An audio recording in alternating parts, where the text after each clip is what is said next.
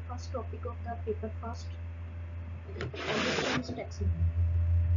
तो angiosperm taxonomy में हम लोग पढ़ेंगे the basic components of the taxonomy कि टैक्सोनॉमी के कंपोनेंट्स क्या क्या है, टैक्सोनॉमी है क्या, कौन कौन से सिस्टम आए क्लासिफिकेशन के लिए, प्लांट्स को क्लासीफाई करने के लिए। तो इन सभी टॉपिक्स के बारे में पढ़ेंगे। Let's start. सो सबसे पहले हमें पता होना चाहिए what is plant taxonomy. Plant taxonomy की डेफिनेशन की बात करें, इट इज द स्टडी और description on variations among organisms in order to come out with a classification system. हम क्या करते हैं, ऑर्गेनिजम्स की स्टडी करते हैं, उनको डिस्क्राइब करते हैं। दो हमारे पास कोई भी ऑर्गेनिज्म है या दो कोई भी प्लांट है, उनके बीच में हम देखते हैं कि क्या क्या इनके बीच में सिमिलरिटीज हैं, क्या क्या डिसिमिलरिटीज हैं। ये फैक्टर्स पता लगने से क्या आउटकम होगी उसकी कि हमारे पास एक सिस्टम ऑफ क्लासिफिकेशन आ जाएगा। मीनिंग कैरेक्टर्स की सिमिलरिटीज और डिसिमिलरिटीज के बेस पर हम उनको different different families, class, order, genus में क्या करते हैं, डिवाइड करते हैं। तो प्लांट टैक्सोनॉमी की डेफिनेशन हो गई कि हम डिस्क्राइब करते हैं प्लांट के कैरेक्टर्स को। Organisms that are arranged into different groups enable a large population to be categorized and understood. जब भी ग्रुप्स में उनको डिवाइड किया जाता है तो हमें पता चलता है कि क्या क्या उनकी कैटेगरीज हैं, क्या क्या कैरेक्टर्स की उनकी क्या है सिमिलरिटीज और डिसिमिलरिटीज हैं। तो हमें उनको समझने में क्या हो जाता है, ईजी हो जाता है।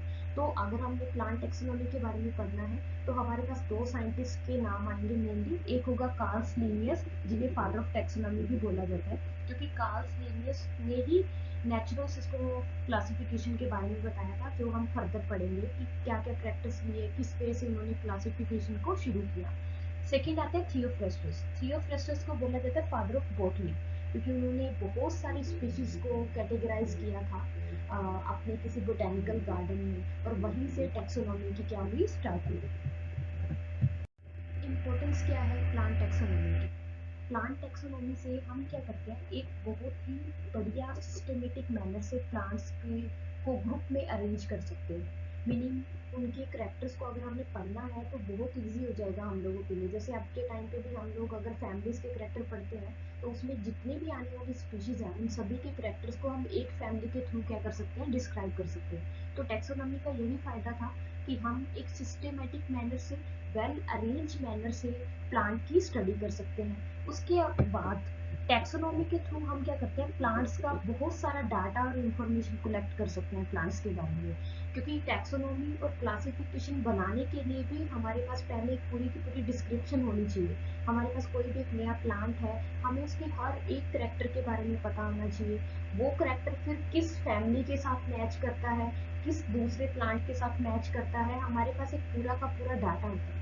तो क्लासिफिकेशन से क्या फ़ायदा है हमें कि नए जो मिलने वाले प्लांट हैं उनको क्लासीफाई करना बहुत इजी हो जाता है। पुराने जो प्लांट हमारे पास ऑलरेडी हैं उनके बारे में स्टडी करना, उनके बारे में इंफॉर्मेशन निकालना भी क्या है, हमारे लिए इजी हो जाता है। उसके बाद है to indicate the source and genetic relationships. हमें इवोल्यूशन के बारे में पता चलता है, दो अलग अलग स्पीशीज के बीच में जेनेटिक क्या क्या रिलेशनशिप है। जेनेटिक रिलेशनशिप कैसे पता चलेगी कि उनके कैरेक्टर्स को मैच किया जाता है, कि हमें पता है कि जेनेटिक रिलेटिव वही होंगे जिनके जो कैरेक्टर्स हैं वो एक दूसरे के साथ क्या करेंगे, मैच करेंगे। तो इवोल्यूशन भी एक बहुत लेवल तक पार्टिसिपेट करता है किसी भी तरीके की क्लासिफिकेशन में, जिससे हमें पता चलता है कि जो प्लांट है वो कहाँ से ओरिजिनेट हुए, उनका ओरिजिन कैसे हुआ, कैसे बने वो, कैसे एक तरीके के कैरेक्टर मॉडिफाई होते होते दूसरे कैरेक्टर्स में चेंज होते गए और हमारे पास एक वैरायटी ऑफ प्लांट्स क्या है, बनते रहे। जैसे कि हम प्लांट्स की शुरू से बात करते हैं तो आपने एल्गी से पढ़ना शुरू किया था। एल्गी के बाद फंजाई, ब्रायोफाइट, टेरिडोफाइट, तो ये एक दूसरे के साथ लिंक्ड है। एक ही तरीके के प्लांट में मॉडिफिकेशंस होती गई, चाहे वो इन्वायरमेंट के कारण थी, चाहे वो म्यूटेशन के कारण थी। उससे हमारे पास अल्टीमेट आज के टाइम पे क्या बने, एंजियोस्पर्म्स बने। तो इवोल्यूशन एक बहुत ज़्यादा रोल प्ले करता है किसी भी तरीके की क्लासिफिकेशन में। तो हमें इवोल्यूशन के बारे में पता चलता है to indicate the distribution and habitat of plants, which is the important part. We will get to know about the habitat of the plant through the taxonomy. After that, plant taxonomy की हमारी बहुत सी stages. हम plant taxonomy के बारे में जब classification के बारे में पढ़ते हैं तो हम उन्हें डिवाइड करना शुरू कर देते हैं किंगडम से। Kingdom is the major group and it is the highest. इसमें दोनों के दोनों आ जाएंगे, एनिमल्स भी एंड द प्लांट। तो हमारे पास दो मेन किंगडम है, animal kingdom and the plant kingdom. After that kingdom को हम डिवाइड करते हैं डिविजन्स में। लाइक प्लांट किंगडम की बात करें तो उसमें डिविजन्स फर्दर क्या आ जाएंगी, algae, fungi, bryophyte, pteridophyte, gymnosperms and the angiosperms. Animals की बात करें तो आपने जितने भी फर्दर उनकी डिविजन्स पढ़ी हुई है, चाहे वो कोई भी थे, प्रोटोजोआ से लेकर कहीं हमारे हायर वर्टिब्रेट्स हो गए, तो वो सारे के सारे ग्रुप्स इसमें इंक्लूड हो जाएंगे। फर्दर हमने जब किंगडम को डिविजन्स में डिवाइड किया तो यहाँ पे एक वर्ड लिखा हुआ है टेक्सोन इज नॉट फिक्स्ड, कि हमारे पास जो डिवीजन का नंबर है वो फिक्स नहीं है, वो ज़्यादा हो सकता है या कम हो सकता है। हो सकता है प्लांट किंगडम में जो डिविजन्स हैं वो ज़्यादा हो, एनिमल किंगडम में जो डिवीजन है वो क्या है, ज़्यादा हो। तो इनका जो नंबर है वो कोई भी फिक्स नहीं होगा, और एनिमल और प्लांट किंगडम कभी भी एक दूसरे के सिमिलर नहीं होंगे, सबके अपने अपने क्या होंगे, कैरेक्टर्स होंगे। तो इन्होंने लिखा है depends on the classification system, कि किस तरीके की क्लासिफिकेशन हम यूज़ कर रहे हैं उसके ऊपर डिपेंड करेगा। हम क्या करते हैं, सिमिलर करैक्टर को लेते हैं डिविजन्स में। लाइक अगर हमने डिवीजन की बात करनी है एल्गी की, फंजाई, ब्रायोफाइट, टेरिडोफाइट, तो हम वो करैक्टर लेंगे जो सभी में प्रेजेंट हो, क्योंकि उसी के बेस पर हम उनमें डिफरेंस काज करेंगे ना, कि इसमें इस करैक्टर में ये डिफरेंस आ रहा है। लाइक अगर हम एग्जांपल लें यहाँ पे, प्रेजेंस ऑफ एन ओव्यूल या फिर डोमिनेंस ऑफ एन स्पोरोफाइट हुआ गैमेटोफाइट। तो हम जब एल्गी से ब्रायोफाइट तक पढ़ते हैं तो हम क्या देखते हैं कि gametophytic plant body is the main plant body and the sporophytic plant body is only dependent on the gametophytic plant body। लेकिन जब हम ब्रायोफाइट से आगे जाएंगे टेरिडोफाइट में, तो वहाँ पे हम क्या देखते हैं कि मेन जो प्लांट बॉडी है अब कौन सी है, स्पोरोफिटिक है, और गैमेटोफिटिक जो प्लांट बॉडी है वो स्पोरोफिटिक के ऊपर डिपेंडेंट है। तो हम इस तरीके के करैक्टर लेंगे जिसके बेस पर हम इनके बीच में क्या है, डिफरेंस काज कर सके। और भी बहुत सारे करैक्टर हो सकते हैं, बहुत सारे मॉर्फोलॉजिकल हो सकते हैं, एनाटॉमिकल हो सकते हैं, लेकिन हमने बेसिक करैक्टर लेने हैं जो सभी में प्रेजेंट हो। हम डिवाइड करते हैं इनको क्लासेस में। क्लासेस में भी फर्दर जैसे हमने डिवीजन में पढ़ा, ग्रुप जो है उनका नंबर क्या है, फिक्स नहीं है। एक डिवीजन में फर्दर कितनी भी क्लासेस हो सकती हैं, दो अलग अलग टाइप के डिवीजन में अलग अलग नंबर ऑफ डिवीजन्स हो सकती हैं। जैसे कि हम एल्गी, फंजाई, ब्रायोफाइट, टेरिडोफाइट की बात करें तो उसमें जो फर्दर क्लासेस हैं उनका नंबर सेम नहीं है। किसी में क्लासेस का नंबर क्या है, ज़्यादा है, किसी में क्लासेस का नंबर क्या है, अलग है।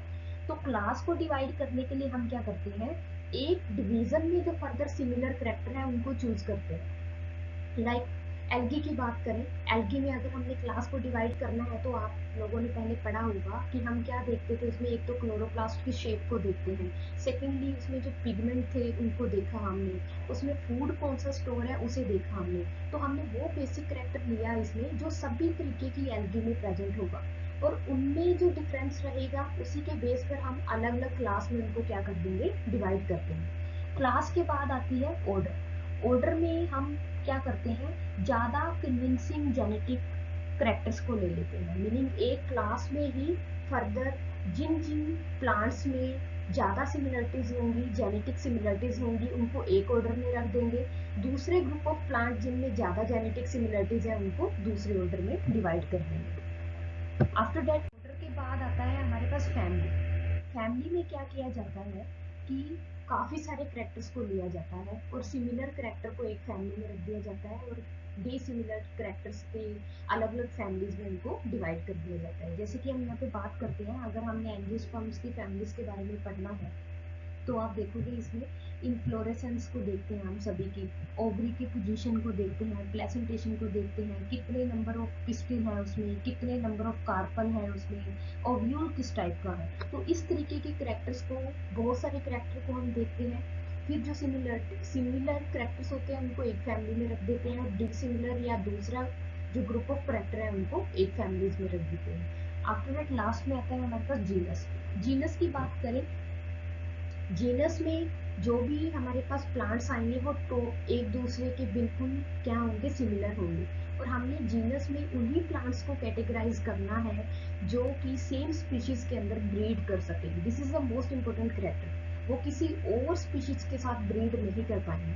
अगर वो किसी और स्पीशीज के साथ ब्रीड कर रहे हैं तो इसका मीनिंग क्या है कि वो सेम जीनस से बिलोंग नहीं करते। तो उनके जो ब्रीडिंग है वो इंट्राजेनेटिक होनी चाहिए, इंटरजेनरिक नहीं होनी चाहिए, दो डिफरेंट जीनस के बीच में नहीं होनी चाहिए। अगर वो हाइब्रिड बना रहे हैं तो इसका मीनिंग क्या है कि वो कोई डिफरेंट टाइप ऑफ स्पीशीज ही लेके आएंगे जो बिल्कुल नहीं होगी, जो बिल्कुल नई जीनस होगी। तो हमने जीनस में उन्हीं प्लांट्स को कैटेगराइज करना है जो कि वहाँ पे ब्रीडिंग को परफॉर्म कर सकते हैं।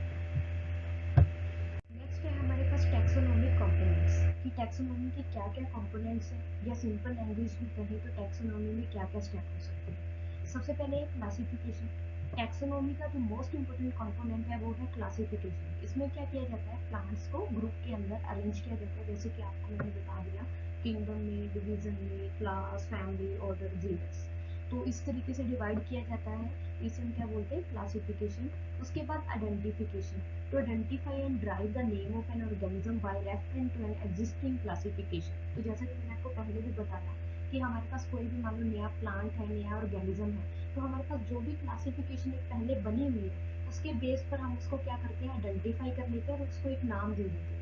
लाइक उसके करेक्टर किस क्लास के साथ, किस फैमिली के साथ ज़्यादा क्या कर रहे हैं, मैच कर रहे हैं, और उसमें रख के फर्दर उसकी क्या कर दी जाती है, नोमेनक्लेचर कर दिया जाता है।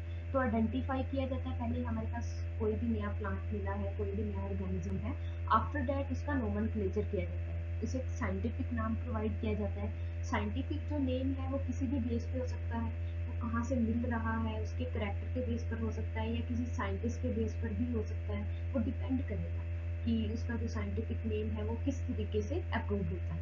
आफ्टर दैट डिस्क्रिप्शन, फर्दर जो भी हमें नई स्पीशीज मिली है उसको डिस्क्राइब किया जाता है, मीनिंग उसको एक फैमिली में रखा जाता है, उसकी पूरी की पूरी डिस्क्रिप्शन दी जाती है कि क्या इसका हैबिटेट है, क्या हैबिट है, कैसी लीफ है, कैसी स्टेम है, कैसे इनके फ्लावर्स हैं, अरेंजमेंट कैसी है, उन सभी करेक्टर को कम्प्लीटली बताया जाता है। अब लेवल्स कौन कौन से हैं मेरे टैक्सोनॉमी के, टैक्सोनॉमी के 3 लेवल हैं, अल्फा, बीटा एंड गामा। सबसे पहले बात करते हैं अल्फा टैक्सोनॉमी। अल्फा टैक्सोनॉमी में क्या किया जाता है, ओनली बेसिक करेक्टर को दिया जाता है, बहुत कम करेक्टर को दिया जाता है। हमारे पास अगर मान लो कोई भी नया प्लांट मिला है तो उसे क्या कर दिया जाता है, एक बाइनोमियल नोमेनक्लेचर दे दिया जाता है लीनियर सिस्टम के अकॉर्डिंग। बाइनोमियल नोमेनक्लेचर का मीनिंग क्या है, उसके जीनस का नाम और उसके स्पीशीज के नाम को डिस्क्राइब कर दिया जाता है, बहुत ज़्यादा करेक्टर को डिटेल में नहीं बताया जाता, इसे हम क्या बोलते हैं, अल्फा टैक्सोनॉमी। आफ्टर दैट है बीटा टैक्सोनॉमी। बीटा टैक्सोनॉमी थोड़ा एडवांस हो जाता है अल्फा टैक्सोनॉमी में। इसमें क्या होता है, हम उसको एक नेचुरल सिस्टम ऑफ क्लासिफिकेशन में रख देते हैं, मीनिंग उसकी पूरी की पूरी डिस्क्रिप्शन दे दी जाती है, लाइक उसकी क्लास, फैमिली, जीनस, ऑर्डर, सब कुछ, और बहुत सारे करेक्टर लिए जाते हैं उसमें, और उसके बेस पर उस प्लांट को क्या कर दिया जाता है, डिस्क्राइब कर दिया जाता है। आफ्टर दैट आता है गामा टैक्सोनॉमी। गामा टैक्सोनॉमी सबसे एडवांस है। गामा टैक्सोनॉमी में हम जेनेटिक लेवल की बात करते हैं, लाइक इंट्रा स्पेसिफिक वेरिएशंस, दो स्पीशीज के बीच में जो अलग अलग वेरिएशंस आ रही हैं उसका रीज़न क्या है, उनकी इवोल्यूशन की स्टडी करना, मीनिंग वो कहाँ से बनी है, उनकी ऑर्गेनिक डाइवर्सिटी के बारे में बात करना। इतनी लेवल तक किसी भी एक पूरे के पूरे किंगडम को डिस्क्राइब करना बहुत ज़्यादा मुश्किल है, इतनी जेनेटिक लेवल पे उनको डिस्क्राइब करना। तो अभी तक हमारे पास एनिमल किंगडम की बात करें तो अभी तक वर्टिब्रेट्स या कुछ ही हमारे पास वर्टिब्रेट्स हैं, या कुछ हमारे पास बर्ड्स हैं या इंसेक्ट हैं जिनको हम गामा लेवल तक क्या है डिस्क्राइब कर पाए, वरना हमारे पास जो अभी तक की डिस्क्रिप्शन रहती है वो अल्फा और बीटा तक रहती है। अल्फा में उसको एक नोमेनक्लेचर दे दिया जाता है, उसको नाम दे दिया जाता है, बीटा में उसकी क्लास, फैमिली, जीनस, ऑर्डर, इन सभी चीज़ों को क्या कर दिया जाता है, डिस्क्राइब कर दिया जाता है। आफ्टर दैट हमारे पास जो अब क्लासिफिकेशन के बहुत सारे सिस्टम ओरिजिनेट हुए, बहुत सारे अलग अलग साइंटिस्ट ने अलग अलग तरीके से क्लासिफिकेशन करनी शुरू की, किसी ने कुछ कम करेक्टर को लेके क्लासिफिकेशन दी, किसी ने ज़्यादा करेक्टर्स को लेके क्लासिफिकेशन करना शुरू कर दी। तो हमारे पास एट लास्ट जो 3 सिस्टम है क्लासिफिकेशन के, वो कौन कौन से हैं, artificial system, natural system and the phylogenetic system. Artificial system में क्या किया जाता है, कुछ ही करेक्टर को दिया जाता है, ओनली सुपरफिशियल फीचर्स, मीनिंग जो हमें मोर्फोलॉजिकली दिखाई दे रहे हैं उन करेक्टर के बेस पर क्या कर दिया, अलग अलग क्लासेस में या उनकी क्लासिफिकेशन बना दी। नेचुरल सिस्टम में क्या कर दिया जाता है, नेचुरल सिस्टम में बहुत सारे करेक्टर्स को एक साथ लिया जाता है, फिर उनके बीच में सिमिलरिटीज और डिसिमिलरिटीज देख के फिर उनकी क्लासिफिकेशन की जाती है। लेकिन the most advance system is the phylogenetic system. Phylogenetic system में क्या होगा, हम उसकी इवोल्यूशनरी हिस्ट्री को भी देखते हैं, वो कहाँ से ओरिजिनेट हुए हैं, उनका आपसी क्या लिंक है, उनका इवोल्यूशन कैसे हुआ, और उसी इवोल्यूशन के ट्रेंड्स के बेस पर ही हम उनको क्लासिफाई करते हैं। तो सबसे पहले बात करेंगे artificial system of the classification. Artificial system की अगर हम बात करें तो ये जो क्लासिफिकेशन बहुत सारे लोगों ने दी थी अलग अलग करेक्टर को डिस्क्राइब करके, लेकिन इनमें जो सबसे इम्पोर्टेंट नाम आता है वो आता है कार्ल्स लिनियस का। कार्ल्स लिनियस ने अपनी जो एक बुक थी स्पीशीज प्लांटेरा, उसमें 7300 स्पीशीज को डिस्क्राइब किया। उन्होंने इन 7300 स्पीशीज को 24 क्लासेस में डिवाइड कर दिया। किसके बेस पर? On the base of number, union, length and some other certain characters of the stamens. Like basic character ले लिए उन्होंने जो कि मॉर्फोलॉजिकली क्या थे, विजिबल थे। तो बट इन्होंने कहीं ना कहीं सेक्सुअल कैरेक्टर को प्रायोरिटी पर रखने की कोशिश भी की, लेकिन इतने लेवल पर वो प्रायोरिटी में नहीं रख पाए। दूसरा इस सिस्टम का जो एक डिसएडवांटेज थी वो ये थी कि उन्होंने फाइलोजेनेटिक सिस्टम को ध्यान में नहीं रखा, उनके इवोल्यूशनरी ट्रेंड को ध्यान में नहीं रखा।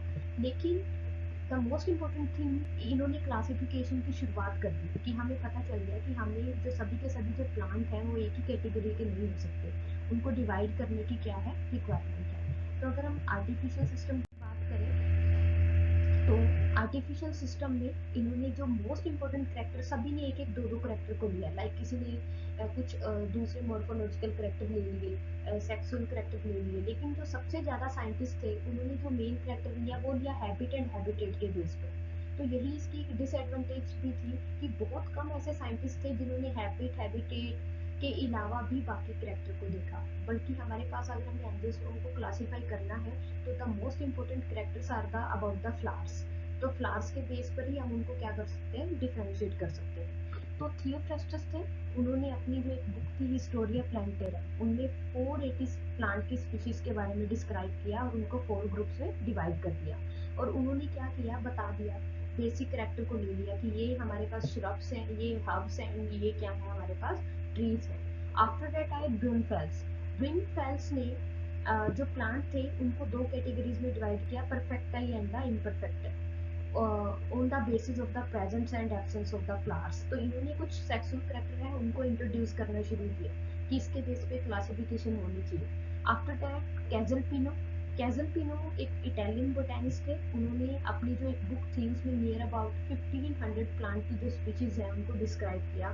लेकिन यहाँ पे भी उन्होंने किन करेक्टर को लिया, ओनली द हैबिट, उनकी हैबिट और हैबिटेट के बेस पर कि ये ट्रीज हैं, ये हर्ब्स हैं। और उसके बाद उन्होंने फर्दर इन्हीं हर्ब्स और ट्रीज को फ्रूट्स के बेस पर और सीड्स के बेस पर अलग अलग कैटेगरीज में क्या है, डिवाइड कर दिया। उसके बाद पिटोन थे।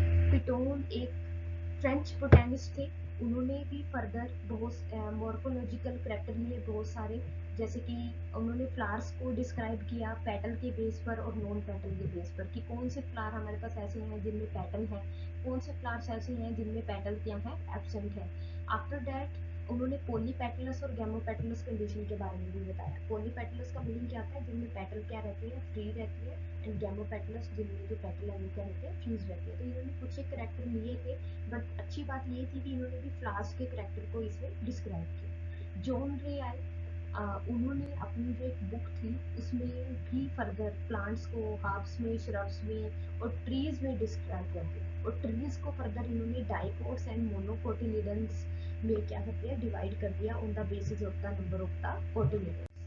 तो एक साइंटिस्ट आते हैं, उनके बाद फर्दर जो साइंटिस्ट हैं वो उनकी कुछ डीमेरिट्स बताते हैं कि इनमें ये कमी रह गई थी, और इसी के बेस पर ही हमें लास्ट में क्या मिलती है, एक बहुत अच्छी क्लासिफिकेशन मिलती है।